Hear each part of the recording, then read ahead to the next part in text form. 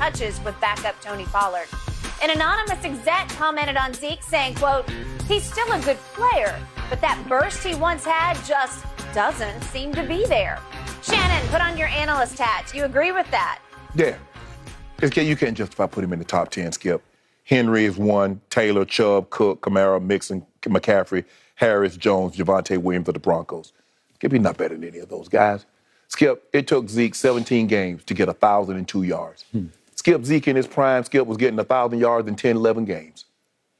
That guy doesn't exist anymore. And we don't see guys, running backs, in year 7 recapture what they've lost over the last 2 to 3 years, Skip. And you look at the carries, Skip, since he's entered the league, if you include the playoffs, he has over 2,000 touches. That's 362 more touches, basically a season worth of touches, more than Derrick Henry. It ain't coming back. That year 1, year 2, year 3 Zeke, that guy's gone. You don't recapture that. You go back and study running backs. Once they get to that point of no return, they start getting the 3 set, they start getting all those carries, Skip. He's not coming back. And for the amount of money that he's making, it's disappointing because you got to be top 10 when you make that kind of bread. But Jerry drafted him. They love him. And like the anonymous guy said, I think he's a good player.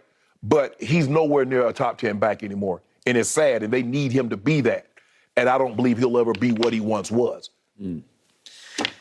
Shannon Sharp, true story. Last evening, I opened this list to check it out, thinking there's no way he makes any part of this list because last I'd looked, Pro Football Focus, your Bible, had graded Zeke's season last season 33rd best in the National Football League, and I didn't have a big problem with that.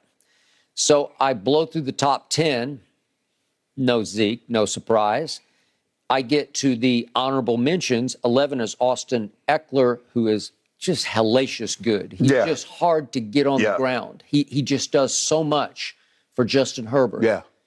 I love everything about it. And I get that it was very close between your Denver running back, Javonte Williams, who's just emerged for a breakout season this year. Yeah. He's right on the verge. But it was between him and Austin Eckler for who got the 10th spot. So I give you Austin is 11th. And then I look up and wait, Zeke is 12th? I was shocked by that because I was prepared for the shame I was going to feel for Zeke and because of Zeke not being anywhere to be found on this list. So he does make the 12th spot in honorable mention ahead of Saquon. And then there's some also receiving votes, Josh Jacobs, Miles Sanders, and Antonio Gibson in D.C. D.C. Commanders. Okay. This is the God's truth is I don't think Zeke belongs even on any. He's not honorable mention. He's not. He's going to be 16th in rush yards per game. Come on. He dipped below 60 yards a game last season. Okay, so I've read these 1,000 times on the show, but as a rookie, he averaged 109 yards per game.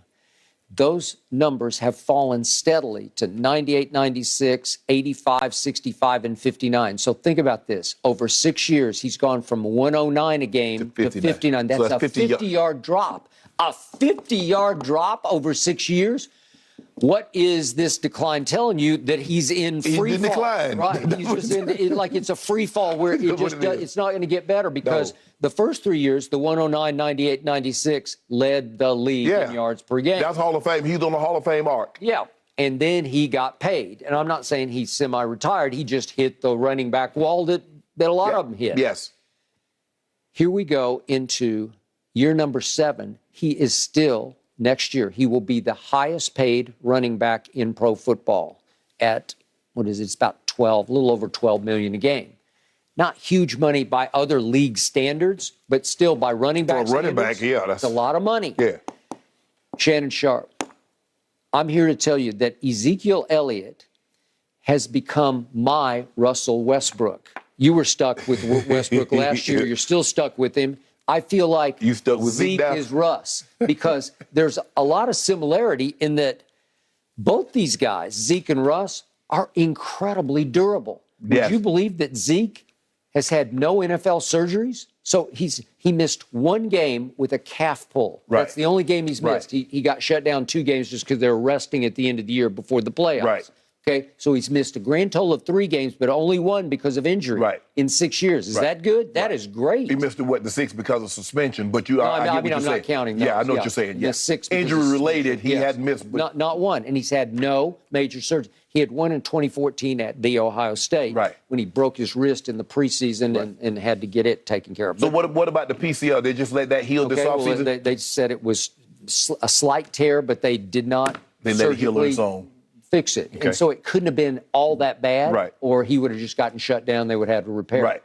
Okay, so my point is that they're giving him a sort of an injury pass because of a quote-unquote torn PCL last year.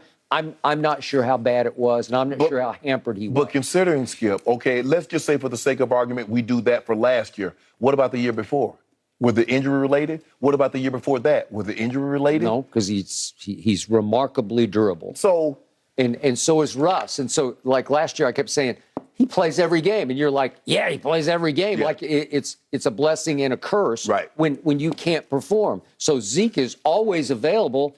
And what did Cowboy fans say in that survey in The Athletic? He's the most overrated Cowboy. He's the most overrated Cowboy. Who's the most underrated Cowboy? Well, in fans' eyes, it's Tony Pollard because he doesn't get enough carries. Because Zeke is still getting the lion's share of the touches. For $12 billion there, Okay, that's why. And he's here we go again.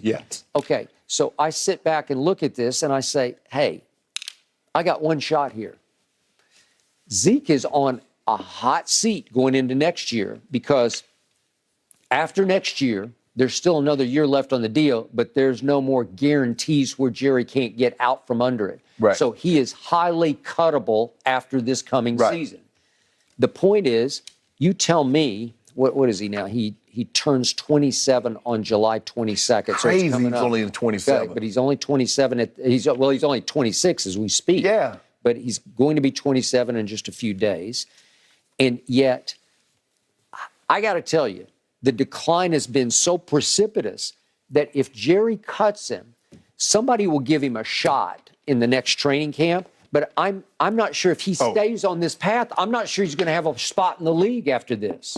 If you keep going this direction. Well, he'll be on minimum salary. With that's incentive based. But if he's not on the Cowboy roster, Skip, those $10 million paydays, Skip, are over. Okay, so I got one hope and only one hope, and that is he wakes up and realizes that he is nearing the end if he doesn't suck it up and go somewhere like he was going in those first 3 years. Skip, he's not getting back to that now. You just hope he can get back to like 65 yards a game. Skip, he's not getting back to 198, 96 yards a game rushing. Do you know how many yards that'll be? That's 1,800 yards. I got it. But my point is,